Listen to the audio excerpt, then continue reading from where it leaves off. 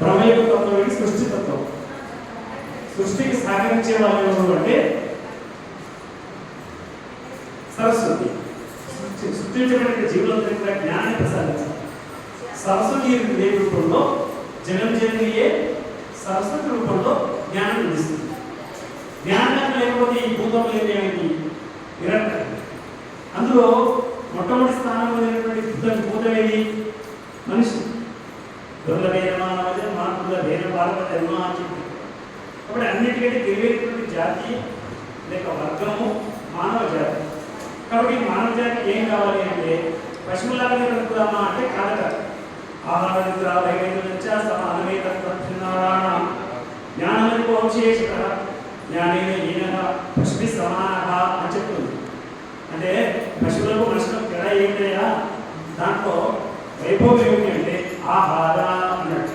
అంటే ఆహారం అవి తీసుకుంటే మనం తీసుకుంటాం, కానీ మనిషి తీసుకుంటే విశిష్టత ఉంది. లేదంటే మనిషి తినకూడదు, తింటున్నారు అంటే అలా తప్పదు. తినకూడదు కూడా తింటూ ఉండాలి. అంటే కారణం ఏంటి అంటే ఆ సరైన సుజ్ఞానం వాళ్ళకి లేదు. నేను మానవుని కదా, నేను ఇలా జీవించాలి, నా జీవన ప్రధానం ఈ విధంగా ఉండాలి, ఈ ధర్మాన్ని అనుసరించాలి. రామాయణం ఇది చెప్పింది, మహాభారతం ఇది చెప్పింది, ఏ శ్లోకం చూసినా దాంట్లో మనకు కావాల్సిన జ్ఞానం కలుగుతుంది కదా. దాని ప్రకారం నడుచుకున్నట్టు నేను మానవుని యొక్క ఉత్తమ మానవుని యొక్క అనేటువంటి ఆలోచన. అంటే పరమాత్మకి ఏమంటే పురుషోత్తం కలుగుతుంది. పురుషులలో కృష్ణుడి మగవాళ్ళు అని కాదు, మొత్తం జీవులలో ఆయన ఉత్తమమైన బాబు చెప్తాను కదా. అందుకని ఇక్కడ ఆలోచించాల్సింది ఏంటంటే బ్రహ్మకి ఏం కావాలి? సరస్వతితో అవుతుంది. భార్య అన్నారు, భార్య ఏం లేదు, ఇదే నువ్వు పోయి వెతికేయడం జరగదు. ఇవన్నీ కూడా జరిగింది. ఆ తర్వాత శ్రీ మహావిష్ణువు, ఆయనకి ఎవరు కావాలి? ఆయన అనేది స్థితికారి. స్థితికారితో పాలన రక్షణ. ఆయన రక్షణ ఏమని చెప్పిండు భగవద్గీతలో? యదా యదా హైదర్మస్య గ్లాని భవతి భారత అభ్యుత్థానమతస్య తదాత్మానం సత్యమేవ పరిత్రాణాయ సాధన వినాశాయ దుష్కృతం ధర్మ సంస్థాపనాయ సంభవమి. ఈ రెండు శ్లోకాలలో ఆయన ఎందుకు పుట్టిండో చెప్పిండు. జన్మకర్మ చ వేదికం ఏమేవ వేదికల తత్వాదేన పునర్జన్మ నైతి మా వేది స్తోత్రి. నా యొక్క శ్లోకంలో అవతారతత్వాన్ని చెప్పాడు. నా యొక్క కర్మ విశిష్టమైనటువంటిది, నా యొక్క జన్మ విశిష్టమైనటువంటిది, దివ్యమైనటువంటిది. ఎందుకోసం పుట్టిందంటే దుర్మార్గం సంహరించడానికి. అంటే వాసవి మాత కూడా అట్లాగే దుర్మార్గం సంహరిస్తూ వచ్చింది. అంటే ఇక్కడ తత్వం వేరే, అక్కడ తత్వం వేరే కాదని చెప్తున్నాను. దుర్మార్గం ఆచరణము అనేది ఏ రూపంలో వెళ్ళినా తారకాసురుని సంహరించాలంటే ఏం చేసింది? మన షణ్ముఖుడు ఆయన అవతారం వచ్చింది. ఆ అవతారం కోసం ఎవరు ప్రార్థించారు? దేవుళ్ళందరూ ప్రార్థించారు. ఎవరు ప్రార్థించారు? పార్వతీదేవి. అమ్మ దాక్షాయం చనిపోయింది, తర్వాత నీవు వచ్చినావు కదా, నీవు ఇతరులతో సంతానాన్ని పొందవలసిందే, వివాహం చేసుకోవాల్సిందే అని ప్రోత్సహించి అప్పుడు ఆ కాముడిగా చేయాల్సి వస్తుంది ఎవరిని? శివుడిని. ఆ రకంగా ఆయన శాపంలో పోయి నలుగురు వస్తీకృతాలు ఉంటారు. అంటే ఈ రకంగా ఆలోచిస్తే అమ్మవారి యొక్క శక్తి అంతా కూడా ఏమిటి అంటే శక్తి రూపిణి. ఆ శక్తి రూపిణి మనం వాసవాన్ని ద్రాక్షాయని రూపంలో మనం కొలుస్తామంటారు. ఇది తత్వం. రెండు ఇంకా చెప్పాలంటే చాలా గంటలటువంటి విషయం. 5 నిమిషాలు చెప్పాలని ఇస్తే మంచి కాంతిని నాకు అయిన గారికి హృదయం మనం చెప్పించారు. ఇక మూడవది ఏంటి? ఈశ్వర. మీరు మాట్లాడుతున్న ఈ పరిచయం చెప్పండి. ఈశ్వర అంటే కాపాడేవాడు, రక్షించేవాడు. ఆయన పని ఏంటి అంటే లయకారుడు ఉన్నారు. సృష్టి స్థితి లయ. లయకారుడు అంటే ఏంటి? ఒక బిందెలో వచ్చి నీళ్ళు ఇచ్చినాము, మళ్ళీ ఆ బిందెలో వచ్చేసాము. లేక గ్లాస్ నీళ్ళు ఇచ్చినాము, సముద్రంలో గ్లాస్ సముద్రంలో వచ్చాము. అది కూడా తప్పదు. ఆ రకంగా మనల్ని కూడా భగవంతుడు లయం చేసుకుంటాడు. ఎవరి లోపల? ఆయన లోపల లయం చేసుకుంటాడు. కాబట్టి సృష్టి స్థితి లయలకు మూల కారణం ఏమిటి అంటే శక్తి అన్నారు. ఆ శక్తిని జగజ్జనని అన్నారు. ఆ జగజ్జననికి ఏ పేరు అంటే కొన్ని ఇష్టం.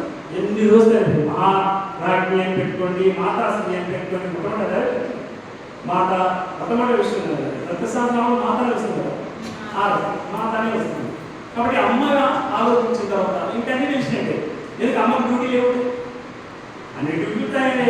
భర్తలు సరి చేయాలి, కుటుంబాన్ని సరి చేయాలి, పిల్లలను సరి చేయాలి, పిల్లలు తిప్పించాలి, ఉండని. అమ్మ అంటే చాలు అంతా అయిపోయింది. ఆ రకంగా ఆ వర్ణన అట్లా ఉంటుంది. ఈ భగవతత్వంలో ఎలా ఉంటుంది మళ్ళీ వచ్చినప్పుడు చెప్పుకునే ప్రయత్నం చేద్దాం. మీరందరికీ 2 మాటలు చెప్పుకుని నేను ఇస్తాను. నా దగ్గర చాలా జ్ఞానం ఉంది. నేను భగవద్గీతను అవలీలగా 700 రోజులు చెప్పి రోజు ఒక శ్లోకం చొప్పున 7 రోజులు చెప్పాలి. అది పరిస్థితి. నేను కొడతాను చెప్పలేదు, నేను వీడియో కూడా చేస్తున్నా, మీరు కూడా ఒక ఛానల్లో ఇస్తుంటే వెళ్తున్నాను అక్కడ. అయితే చివరి మాట మీకు చెప్పేది ఏంటంటే, కొత్తగా గుడి కట్టుకున్నారు, చాలా అదృష్టం అవుతుంది. చాలా ఎటువంటి సహాయం చేసిన అందరూ కూడా భగవంత అమ్మవారు మంచి అనుగ్రహాన్ని ప్రసాదించాలని కోరుతున్నాను. కానీ 2 ఇన్స్ట్రక్షన్స్ నేను చెప్తాను నాకు ఉన్నటువంటి అనుభవంలో.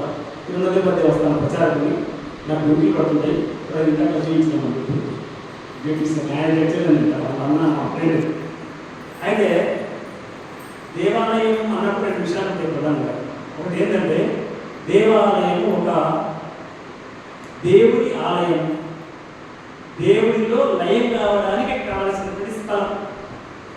అంటే ఇక్కడ వేరే మాటలు మాట్లాడకూడదు, లయమయ్యే మాటలే మాట్లాడాలి దేవాలయం. ఎందుకంటే రాంకు శబ్దం వస్తుంది, తప్పు శబ్దం వస్తుంది, అపస్వరం వస్తుంది. అయినా 2 రోజులు మనం ఇక్కడ మాట్లాడాలనుకోండి, ఆ మంత్రంలో ఇది కలుస్తుంది, ఆ వేదము ఒప్పుకోదు అనుకుంటాను, అపస్వరాన్ని ఒప్పుకోదు.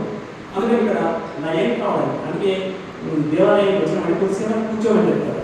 ఉట్టి కూర్చోవడం కాదంటే ధ్యానం చేయాలి. నువ్వు 5 నిమిషాలు ఇస్తావో 10 నిమిషాలు చేస్తావు, చేసి ఇక్కడ వాతావరణంలో లయం కావాలి. ఎందుకు ఈ వాతావరణంలో అంటే ఇంట్లో మనకి ఈ వాతావరణం ఉండదు. ఇంకా మనం వర్ణించాల్సిన అవసరం లేదు. ఇల్లు గురించి వర్ణించాలి, సంసారం నరాల చాలా పెద్ద శాస్త్రం ఉంది చెప్పడానికి గంటపడుతుంది. అది సాధ్యం కాదు. ఇక్కడే ఎందుకు ధ్యానం చేయాలి అంటే, ఈ స్థలము పవిత్రమైన మంత్రోచ్చారణ చేత పవిత్రమవుతుంది ఈ స్థలం. ఇవన్నీ ఈ శబ్దాలన్నీ కూడా ఎగురు తిరుగుతుంటాయి, చుట్టుముట్టుకుంటాయి ఈ ప్రాంతం చుట్టూ. అమ్మవారి అనుగ్రహం ఉంటుంది. ఈ చోటనే మనం మనస్ఫూర్తిగా పడడానికి అవకాశం ఉన్నది. ఇది ఒకటి విషయం. రెండవది, దేవాలయం అన్నప్పుడు నేను చేసినాను ఏం చేసినాను నీవు ఎవరి వరకు క్వశ్చన్ చేయాల్సిస్తారు. ఒక ఆయన అంటాడు నేను ధ్యానం ఇప్పించిన అంటే, ఆయన ఏం చెప్పినట్టే ధ్యానం ఇప్పిస్తున్నా కానీ అందరూ మన జనం తెచ్చుకుంటున్న తర్వాత ఎంత ఉపరికరం సరే ధ్యానం పెట్టి ఎందుకంటే ఆయన పేరు రాస్తున్నారు. అటువంటి దేవాలయానికి ఏదైతే మనం సహాయం అందించినామో, సహాయం కూడా కాదు, మనం వద్దు బాధ్యత చేసినామో అవన్నీ కూడా సమర్పితము. 3 రకాలు ఉంటాయండి. అప్పిస్తేనే మనం తీసుకుంటాం, మితికిస్తే మనం తీసుకుంటాం, బదిలిస్తే మనం తీసుకుంటాం, దానం ఇస్తే అడగం. సమర్పణ ఇది. సమర్పించడం అంటే అంతే సరే. తిరుపతి దేవస్థానం కాడికి పుస్తకాలు వేస్తారు, మనం నిలుపు వేస్తారు. నా పుస్తకం నాకు ఇచ్చేయండి ఇస్తాడు. ఓకే, సమర్పణ అంటే అక్కడ అనుకున్నాను. అందుకని దేవుడికి సమర్పణ చేసింది ఏం చేసినా ఎవరు మొదలు పడకూడదు. అధ్యక్షుడైనా కార్యదర్శి అయినా ఈయనైనా ఆయన మీరు బాగా చేస్తున్నాం నో, ఎవరి కోసం చేస్తున్నాం క్వశ్చన్ వస్తుంది. ఎవరు అది చేయదు. 2, మూడో విషయం ఏంటంటే, దేవత విగ్రహానికి ఎప్పుడు శక్తి వస్తుంది అంటే ఇట్లాంటి పారాయణ, సత్సంగాలు, ఇట్లాంటి ఆరాధన, మంచి ఆయన మంచి గొప్ప వ్యక్తి. నేను మంత్రోచ్చిన తర్వాత కంటెంపిస్తున్నాను.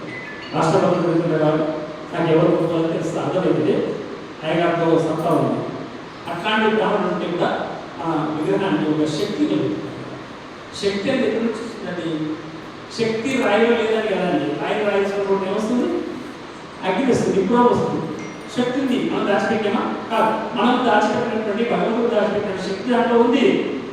ఆ శక్తిని మనం ఉపయోగించుకోవడమే మనం చేస్తుంటారు. అందుకని ఉత్తమ కార్యముల ద్వారా మాత్రమే, అన్నదానముల ద్వారా మాత్రమే, అనేక రకాల పవిత్ర కర్మల ద్వారా మాత్రమే ఆ అమ్మవారికి శక్తి మనం ప్రసాదం చేస్తాం. మనం ఎవరు చేయడానికంటే మనం ఎవరు ప్రాణప్రతిష్ఠ చేయడానికి చేసినప్పుడు ప్రాణప్రతిష్ఠ అయ్యగారు ప్రాణప్రతిష్ఠ చేసింటారు. దేవుడికి ప్రాణం చేయడానికి అయ్యగారు ఏమన్నారంటే కాదు, ఉన్న ప్రాణాన్ని గుర్తు చేస్తుంది. అగ్ని రూపంలో నీవే ఉన్నావు, వాయు రూపంలో నీవే ఉన్నావు, పృథ్వీ జలం అగ్ని వాయు ఆకాశం ఏందో నీవే ఉన్నావు, సమస్తంతో నీవే ఉన్నావు అని గుర్తు చేయడానికి మాత్రమే మనం చేసిన చిన్న పతంగా చేసుకుని ఆడుకుంటాం, కళ్యాణాలు చేస్తాం. ఆ సందర్భంలో 2 బొమ్మలు పెట్టడం ఆడుకుంటాం. ఏదో మన పిల్లలు అయిపోయినట్టు ఊహించుకుంటాం, మన నాయన పిల్లలు అయినట్టు ఊహించుకుంటాం. ఇదంతా ఊహాజనితంగా జరుగుతుంది. ఈ ఊహలో పవిత్రత ఉంది. ఆ దేవాలయాన్ని పవిత్రంగా ఉంచుకోవాల్సిన అవసరం మనందరికీ ఉంది. అన్ని రకాల సహాయం చేసి ఎప్పుడు భక్తులు వస్తున్నారు. అసలు ఇక్కడ ఏదో దానాలు ఇచ్చి నేను ఇక్కడ కూర్చున్నట్టే కాదు, భక్తులు తరచుగా వస్తూ ఉండాలి, వచ్చి దర్శనం చేసుకోవాలి, పిల్లలతో సహా రావాలి, కార్యక్రమాలను చేసుకోవాలి. శుక్రవారం చాలా లెక్క శాస్త్రం చక్కగా అమ్మాయిలకు చదివారు. ఇక్కడ 2 3 లైక్ కూడా అందరికీ అది మన